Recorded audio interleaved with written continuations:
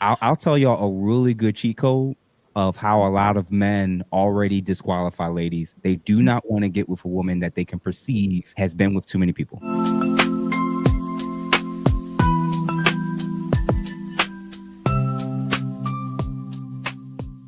Related to this, and this is great because I feel like when ladies like you, Anita, Taylor are kind of trying to put the ladies on game and saying if you wanted to be seen a certain way, if you want the certain type of attention, and if you want a certain type of man to approach you and take you seriously, what's some of the red flags in men's eyes that ladies may not be aware of? And again, this is just freestyling. So what's some instant red flags that you'd imagine men that are traditional, want to be providers, want to be monogamous, want to build a life and legacy with a woman and family?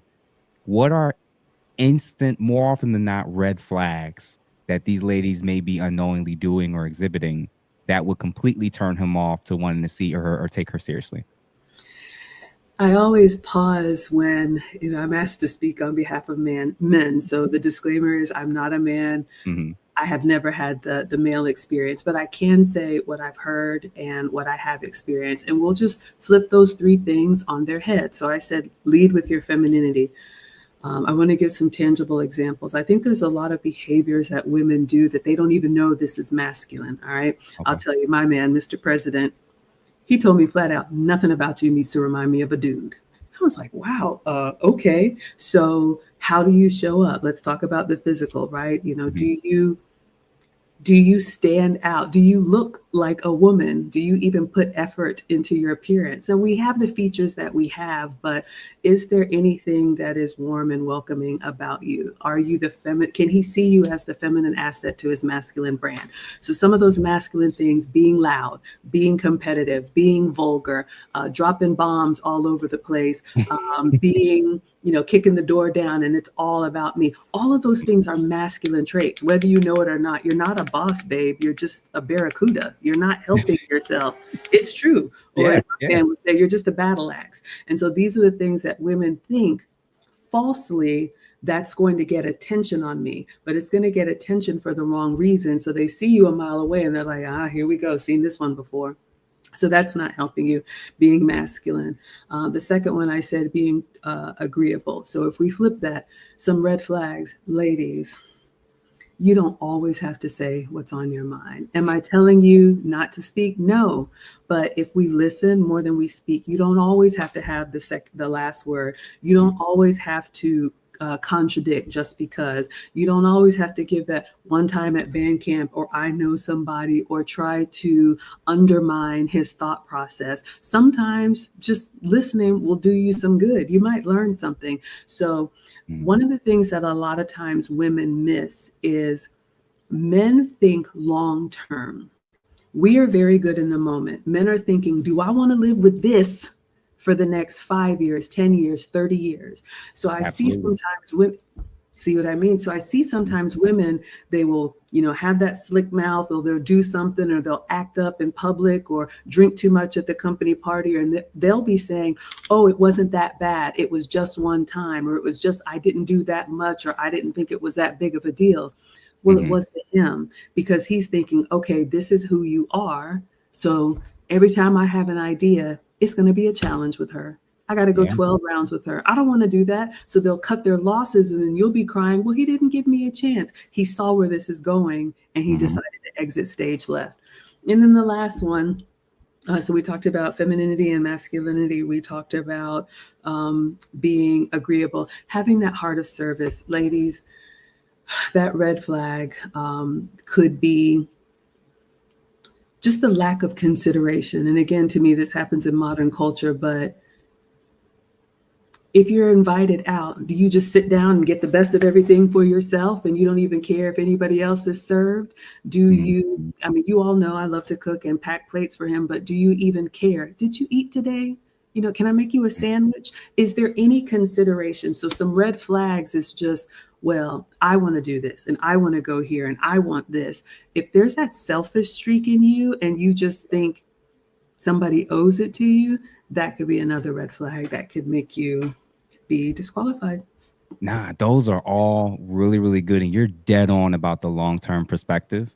Because men that are like more serious about their long-term plans, their goals, what they're trying to build in their legacy, if they see that you only have a short-term mindset, they're just going to see you as either a short-term fling or just a liability.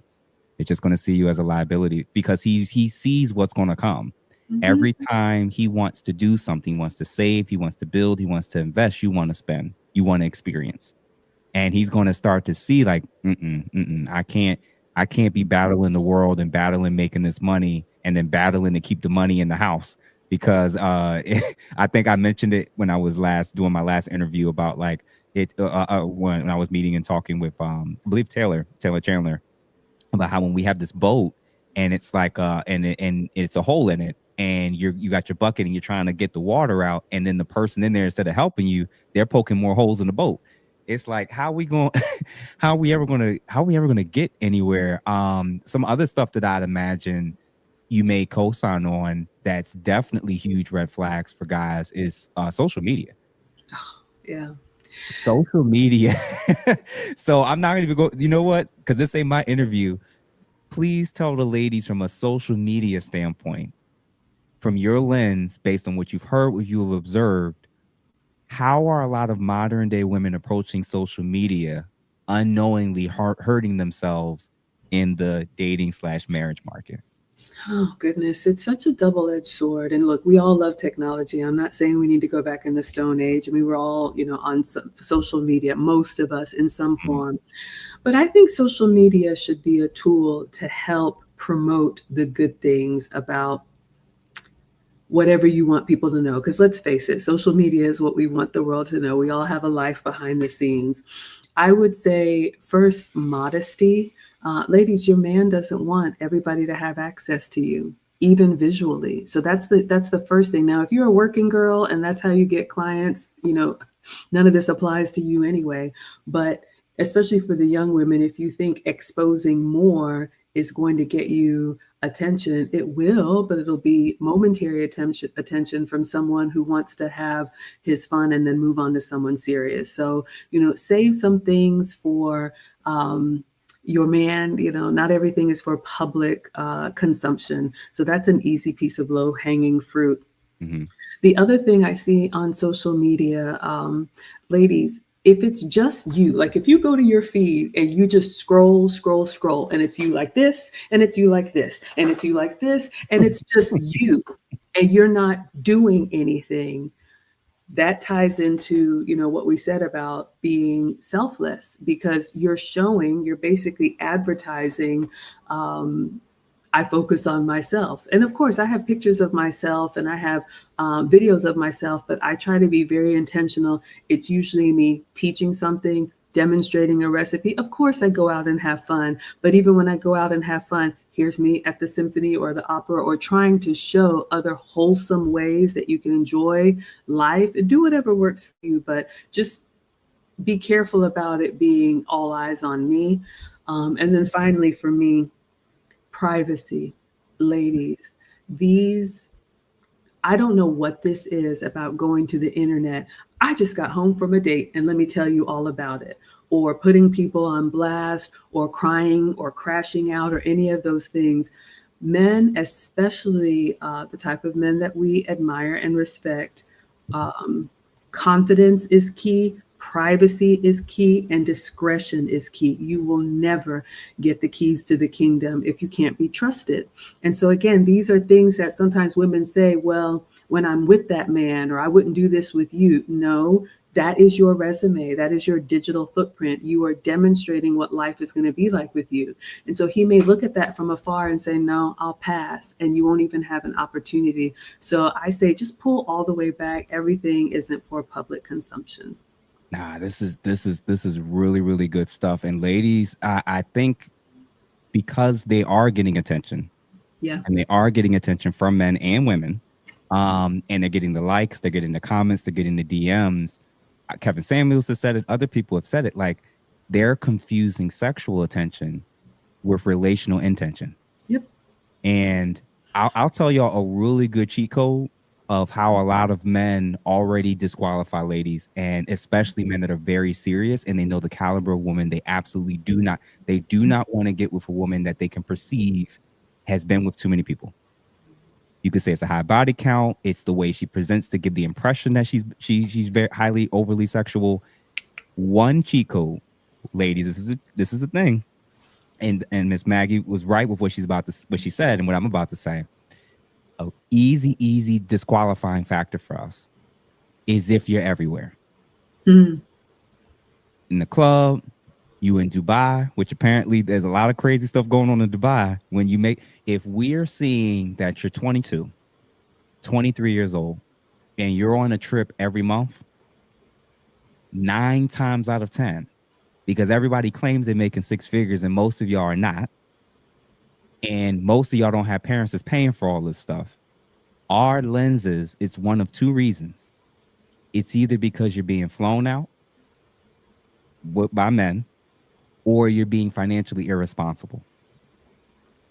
When we see that you're constantly out at expensive restaurants, you're constantly out sitting in all these expensive cars and none of them look like they're yours. If we see that you're in new locations every single month, and then we ask what you do for a living, and you're like, "Oh, I'm a nurse, I'm a flight attendant."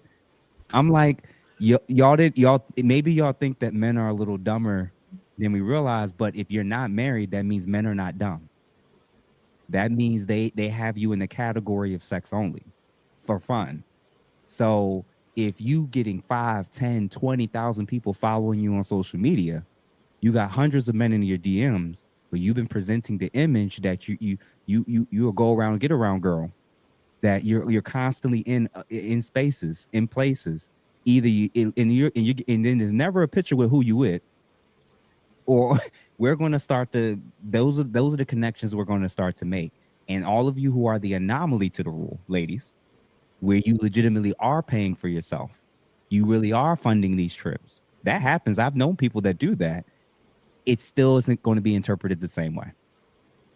It's still going to be interpreted the same way. So be mindful of that about your digital footprint. So what Miss Maggie is saying is 100% true. 100% true. The locations are telling on y'all. So it's not just how you dress. It's not just about the twerking videos. It's not just about the different links for people to collect money and get you how much time they can get from you.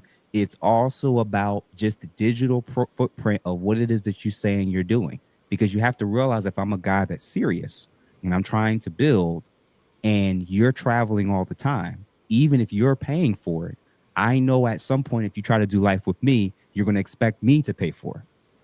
And I'm like, if I'm only trying to go on a trip maybe once or twice a year and you're going every month, you're going to feel like you have to downsize your relationship to be with me. That's a red flag. That's a red flag. And you're desensitized to all these trips and experiences. So it won't even hit the same when I come in and try to take you on them.